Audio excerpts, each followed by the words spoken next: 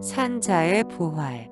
기적이란 우리의 기준이지 하나님의 기준은 아닙니다. 기적은 우리 편의 기적이고 하나님 편에서는 기적이 아닙니다. 기적으로 말미암아 하나님의 능력이나 임재를 판단해서는 안 되고 그럴 수도 없습니다.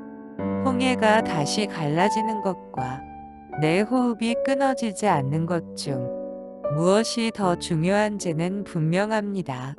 그렇다면 어느 쪽이 기적이고 어느 쪽이 하나님의 영광이겠습니까? 자연적이든 초자연적이든 모든 자연 현상들은 하나님의 의지와 섭리입니다. 우리는 초자연적인 사건과 함께 일상적인 자연과 생명의 질서에서도 하나님의 영광을 인식할 수 있어야 합니다. 하나님의 임재는 우주의 모든 질서와 자연 세계의 모든 현상들을 통해 보편적으로 계시되고 있기 때문입니다. 하지만 하나님의 임재에 대한 인간의 의식은 구체적이고 개별적일 수밖에 없습니다. 기적이라는 사건에 대한 의식도 마찬가지입니다. 하지만 부활의 논의는 간단하지 않습니다. 부활은 기적의 대표적인 사례가 결코 아닙니다. 예수님의 부활은 역사적 사건으로서 믿음의 문제일 수 있겠지만 보편적 부활은 보편적인 죽음과 뗄 수 없는 문제이고 믿음의 결과물로서의 기적이 될 수는 없습니다. 더욱이 예수의 부활을 보편적 부활의 첫 열매라는 바울의 진술에는 미처 상상하지 못했던 엄청난 비약이 있었습니다. 예수님의 부활과 보편적 부활 사이에는 세상이 몇 번을 바뀌는 동안 필요한 이야기들이 생략되어 버렸습니다. 어떤 믿음도 우리의 죽음을 피하게 할 수는 없습니다. 안타깝게도 부활은 죽지 않는 것이 아니고 죽어야 하는 것입니다. 누구나 죽어야만 부활을 할 수 있습니다. 어떤 부활도 죽음을 피할 순 없습니다. 마찬가지로 죽지 않으면 영생도 없습니다. 따라서 죽음이 문제입니다. 죽으면 나는 어떻게 되는가요? 내가 있어야 죽음도 있고, 내가 있어야 부활도 기대할 수 있습니다. 하지만 내가 없으면 죽음도 없고, 따라서 부활도 없습니다. 하지만 나는 나의 죽음을 생각할 순 있을지라도, 나의 죽음을 결코 경험할 수는 없습니다. 과연 죽음 이후에도 나는 존재하는가요? 비록 육체는 기능을 잃어버리고 사라져가겠지만, 나라는 의식은 살아있을까요?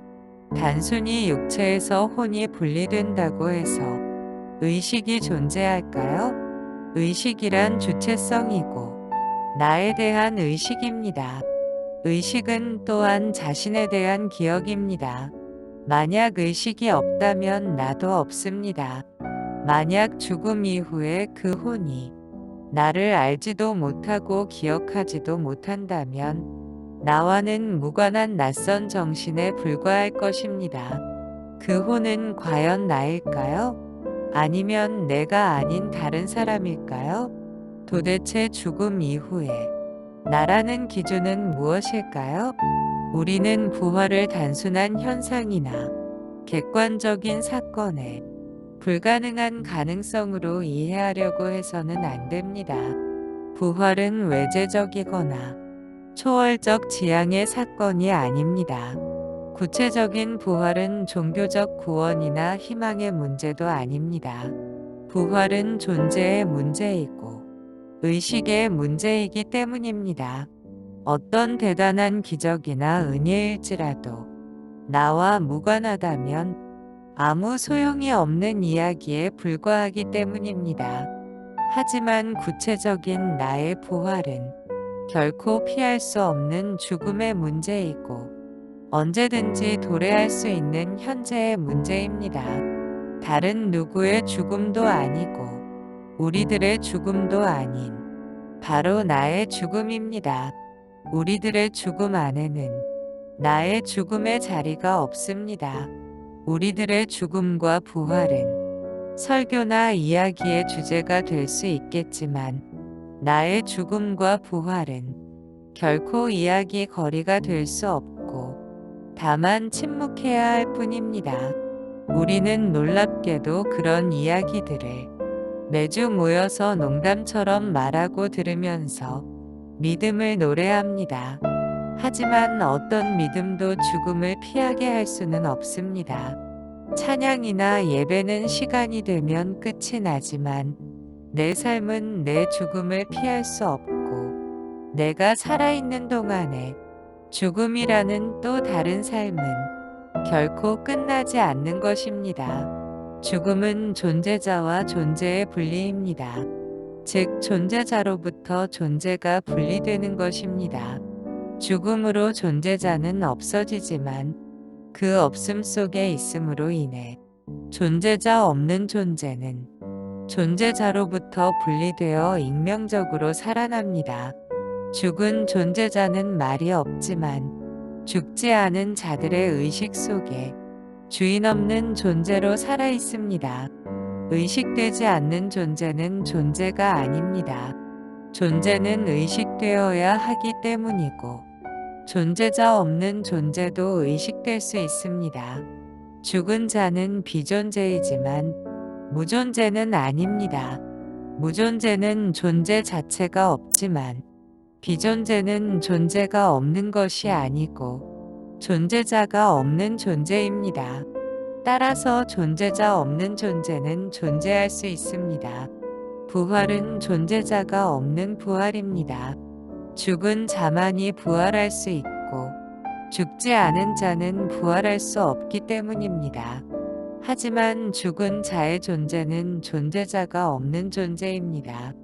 존재자 없는 존재는 존재자 없는 부활과는 다릅니다.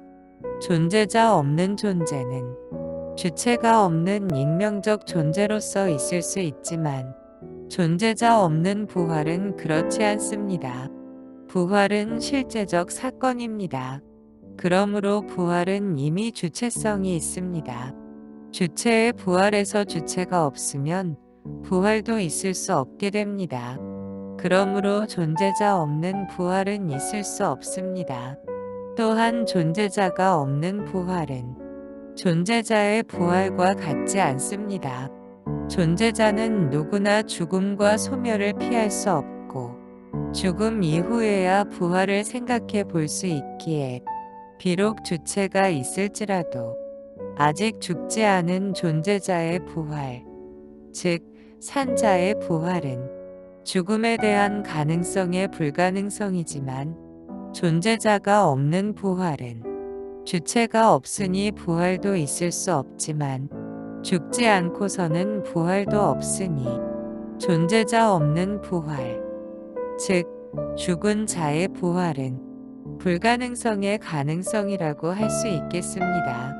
우리가 존재자가 없는 부활, 즉 죽은 자의 부활이 아니라 존재자의 부활, 즉 산자의 부활을 바란다면 부활은 죽음 이전의 문제이고 살아있는 자의 이편에서 삶의 문제입니다. 결코 죽음 이후 저편에 대한 막연한 믿음의 문제가 아닌 것이 분명합니다.